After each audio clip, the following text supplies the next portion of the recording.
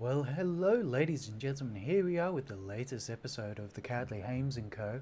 And this time, we're in the Tier 4 Karlsruhe again. I thought I'd give you all a bit of a butcher's again. That's a lovely little match I had.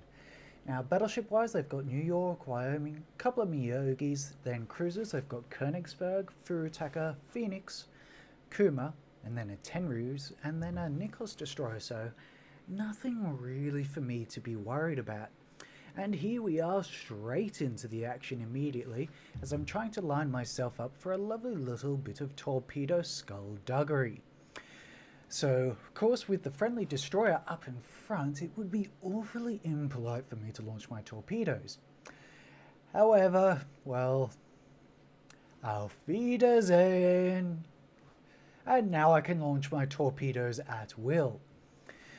Keyword there to the wise, never be the first person around the edge of the island. Oh, speaking of islands, reverse! So at this moment I'm frantically attempting to send shells into that enemy cruiser with AP loaded for rather good effect. 1200 damage, about 2000 damage, 1200. Come on. Get us some more high damage rolls. Just another high damage roll. I just feel evil in cruisers with AP. Don't ask me why. 1200? Couple hundred? Oh yes. So I'm reversing away from the island to try and get myself some maneuvering room. 2400! Oh, I am a naughty little captain in this ship. So 300. One of my guns has been knocked out, but it is coming quickly back online and he has been blown away into oblivion. That last parting blow did deal some damage. So, slam the ship into forward gear, sight our next target for torpedoes, and yeah, we are ready for combat once again. And I'm not going to make the same mistake again. I will advance forward and then to the left around the island. It's a Furutaka with 203mm guns. Well, he's not looking at me, so this should do an amount of damage. And now he's slanting his armor. This may have gone south. Evasive maneuvers, please. Please do not notice me, senpai. Hard left. Keep the left. Yep. All the left rudder in the world. Don't notice us. Please don't. Never mind, he's noticed. Yep, he noticed. Okay, I've managed to take out one of his frontal... Oh joy! Torpedoes. Right, come on. Citadel hit. Lovely. Come on, let's keep up the damage. I have a faster firing rate than him, about 5 seconds to his 15. Put out those fires and maintain the damage output. And yeah, those torpedoes aren't really a worry. Auf Wiedersehen! It's all over for him. Ta-da! Okay, now with 3 enemy battleships, I can take them. Hell, who am I kidding? I am getting the heck out of here. So this really does illustrate this ship is brilliant if it's not in the limelight. I am now in the limelight. Large amounts of enemy shells are not conducive to a happy little Karlsruhe. So I'm trying to get around this island to use it for cover because, well, as big as their guns are, they're not island defeating. Just sending such a little message to the carrier to duck and cover, because if those battleships see him, that will be all she wrote as far as the CV is concerned.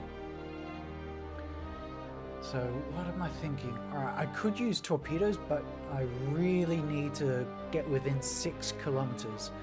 Because although these aren't half bad torpedoes, they are on the short range side of things, although not quite as bad as some of the Soviet ones.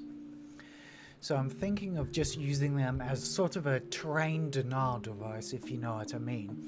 Just enough to push the enemy battleship back without actually trying to score hits, if you will. So I send some shells over, they don't do a huge amount of damage. Oh, I take it back, it looks like AP can pierce the Miyogi. Keep that in note, viewers, as that will come in use for another 2000 and then 600 damage roll. So I'm trying to aim for a citadel in the middle of the ship.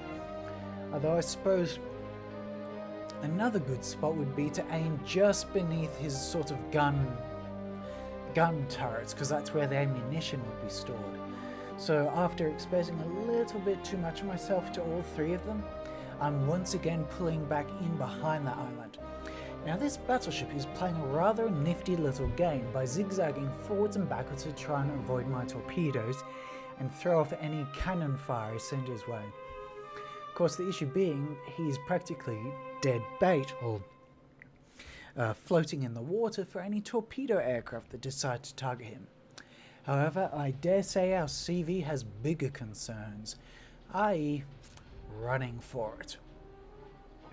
So with those two enemy battleships pushing down that side of the island, I'm going to have to seriously think about going to the right side just to avoid them, because, well, I'm down 2/3 my health and it's only going to take 1 or 2 citadel hits, if that, and then I'm gone. So I'm thinking possibly just hard left and get off 1 or 2 barrages before retreating into this island once again. Just because, well, the island has served me well so far, and it looks like the battleships are distracted by other, more appetizing targets. So once again, I'm no longer the limelight, so it is safe to pop out, launch off some AP shells. And actually, that's a little tactic I found rather useful for cruisers that can pierce battleships. Fire off HE on your first few rounds, just to set them on fire, and to force them to use their damage control ability. And ideally, their damage repair ability as well. And then once that's done, start firing off your AP, and you might be able to get lucky with a citadel hit, or at least the hits and misses in terms of your damage rolls won't really matter so much because they're on fire. And there goes our 3rd citadel hit of the match, which I have to say, I'm not complaining about considering the number of us that are holding this flank and the opposition we're facing. That being said, whilst the Furutak has good guns, its armour isn't quite the best. So it's sort of a floating glass cannon, if you will. And yep, I have most definitely overstayed my welcome here, ladies and gents. So I am heading into that island and getting the heck to the other side of things. But this little nugget of a ship has put up a stalwart resistance, considering it's been up against tier 4 battleships and a tier 5 cruiser. Though I do wonder where that destroyer toddled off to. So I'm going to try and use the slopes of the islands themselves to protect me. But it's going to be, it will rather make things difficult in terms of scoring hits, because I am having to guess the exact depth that I'm going to have to throw these shells. You know, as you can see there, that first barrage missed completely. And it looks as if, yep, that second barrage did score a hit, although I'm not sure if it did any damage. I did manage to possibly score some more hits in the second battleship, but it looks like we've definitely beaten the enemy back and are beginning to corral them in the southeastern corner of the map, which is rather good as we've pushed through on the bottom corner of the map. We may have pushed through in the middle, so yeah, we have pretty much got this in the bag, ladies and gents. Now, the question is, can the carrier do anything to our battleships or to our ships that are threatening them as a whole?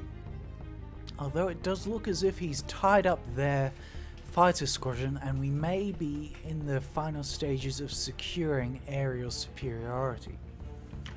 And once again, whilst we may have knocked out their cruisers for the most part,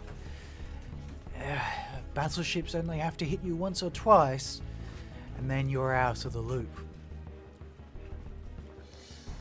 So I figure at this stage, having my AA turned on or off doesn't really matter, especially since this enemy cruiser, has seen me and is beginning to light me up.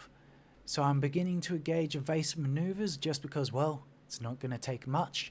And it looks like this might be the final barrage of the map, ladies and gents. Might hit the island, and there we go. And I have to say, not too bad an effort. 90,000 credits earned, 2,300, 3 Citadel hits, and I managed to come second in the Karlsruhe. All in all, not a bad little game. So, ladies and gents, this is it from the Cowardly Hames & Co., and we'll see you next time. Ta-ta.